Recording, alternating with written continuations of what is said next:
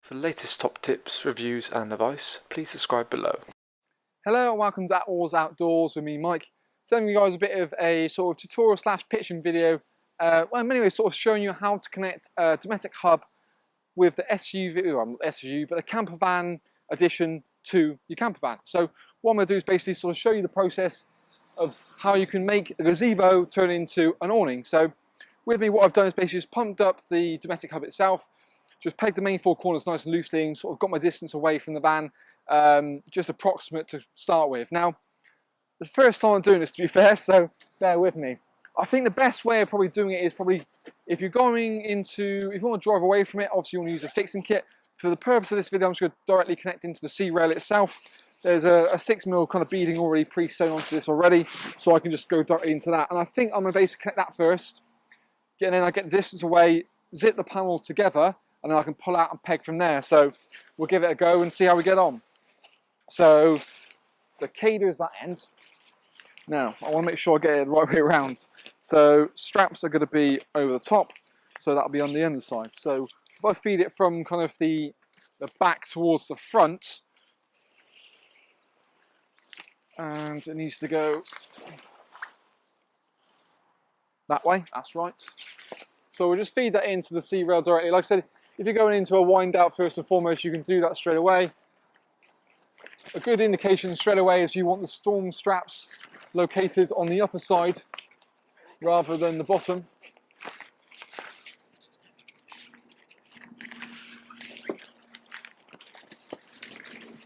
More fingers and thumbs today. So once I've kind of fed it all in, what I want to do is almost get a bit more of a positioning. So we'll kind of put it where I want to on the van. So I can try and open the door as much as possible. So we'll go about there. And once we're kind of there, I can see I'm a little bit off with the shelter. So what I'm going to do is just basically unpeg the four corners initially. We'll go really nice and tight to that, zip it on, and then peg it back. So I would start with the bits, these two at the back here. If it's a windy day, it might be worth just possibly to, today's quite windy, we'll just try and move it a bit closer, or have a guide point heading directly where the wind's coming from, stopping the actual shelter itself blowing off. So we'll just go quite tight to the main body initially. I'll just put initial two pegs back in, just to kind of hold it in place. The closer you are, the easier it's going to be. Now, the zip points basically start at the bottom. So you want to start directly here, locate them. And you've got almost one zip that goes kind of clockwise, and one goes anti-clockwise. The tip is, I would do the one on this right-hand side first. So basically just feed that directly in, zip it up, but then take the second zip runner back as well. That's going to basically allow you to make it a lot easier to get the other zip on the other direction. That means you haven't got then essentially a zip in the way completely. So now we've got that on, I can bring that original zip back nice and neatly, and then take the main zip pull around. As you're putting these zips around, I'd basically urge you to kind of hold the fabric in place and let the zip do the work. So because we've got that sort of looseness, makes it life a little bit easier to go around. The corners always tend to be a bit tight, so you push the fabric up just to make it a little bit easier for yourself. Wicked. So now we're fully zipped on. We've got a normal panel there as well. So what I'm going to do is then peg down the side of the van, get it really nice and tight towards there, and then from there we can kind of peg backwards against it. So, right, so I'm just going to weed it through this point here, sort of create the webbing loopers really, because this tunnel's been unpitched before.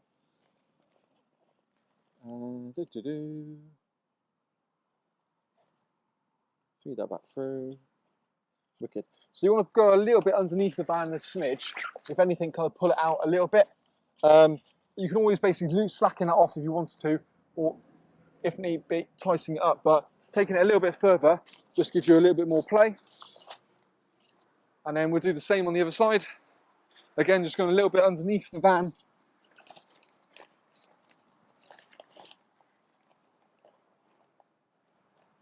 So feed it back. So, taking that slightly out a little bit. Kind of the uniqueness of this kind of design is actually, to be fair, because of the sort of tunnel width's about 230, you can almost have it as a tailgate. Park your van sort of, obviously the rear to the front, lift the tail up, and it'll happily fit inside of here, as some of the photos we got on our website. So now I've initially done that, I'm basically going to unpeg the ones I did as a bit of a guide, and just get that tunnel looking a bit sharper. Now ideally I want to kind of peg directly in line with where I'm going here. You will get always a little bit of lift, but you can basically, you've got additional pegging points to get that looking a bit more pucker. So we'll get that a bit more in line. We'll peg initially there, and then we'll peg the guide point out as well, just to kind of keep it all there. It may look a little bit slack at the moment, but we can always tweak it as we go. Again, we'll do the second side. You want to make sure you're obviously pretty much parallel to the van and not coming too far away. So now let's do that. So move that out a bit more. And again, try and square that up so it's a bit nicer to it. Initially what you can see is probably leaning a little bit towards the van. That's because obviously it's not tensioned on the opposite side at this very moment in time, but bear with and we'll eventually get there. Cool, now, because obviously it's pretty much a cube, we want to get that pegged out nice and dead square. So again, I want to kind of carry on that line directly on this side. I'll just peg the base initially. You can get a bit more tension on it as well, because we know it's fixed on that end.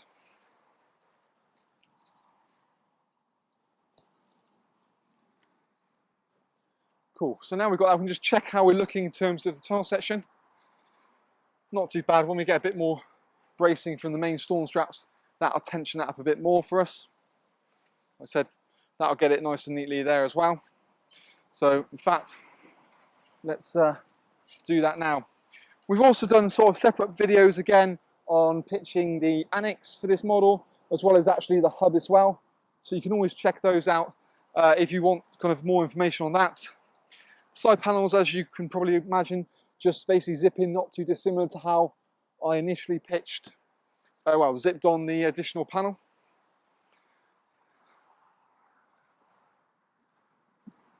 The key is when you put these pegs in as well is to get them in about a 45-degree angle. That way it stops it kind of pulling out.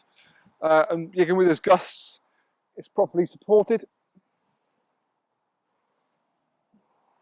We've also done a separate kind of review video talking about the ins and outs of the actual awning as well. So you can always check that out if you feel you need that a little bit more information.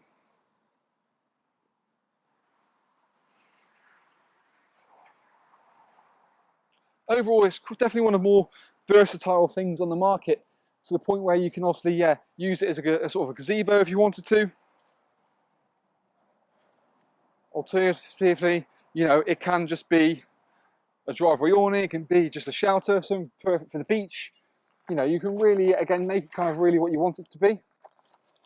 The nose peg internally, and then there's a pegging point for a ladder there.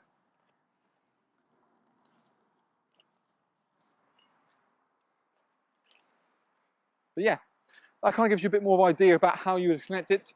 And you've got this whole big tunnel section. There's also a door located here as well, so you can actually have that sort of almost storage section in there. And the key thing is making sure that you're not covering the sort of door, so you've got open, sort of enough space to open up and get access into the main point. But that gives you a bit more idea about the connection tunnel. And we've also done, also available is a SUV, and you probably go back in a similar sort of way. You sort of, I'd probably in that way instance connect it on, then put it on the van, on your sort of van or whatever you got really. You know, fit things like a Ford Focus, anything up to like a Freelander, you know, Jeep. You know, so many different sort of sizes. Even had on a little Corsa the other day.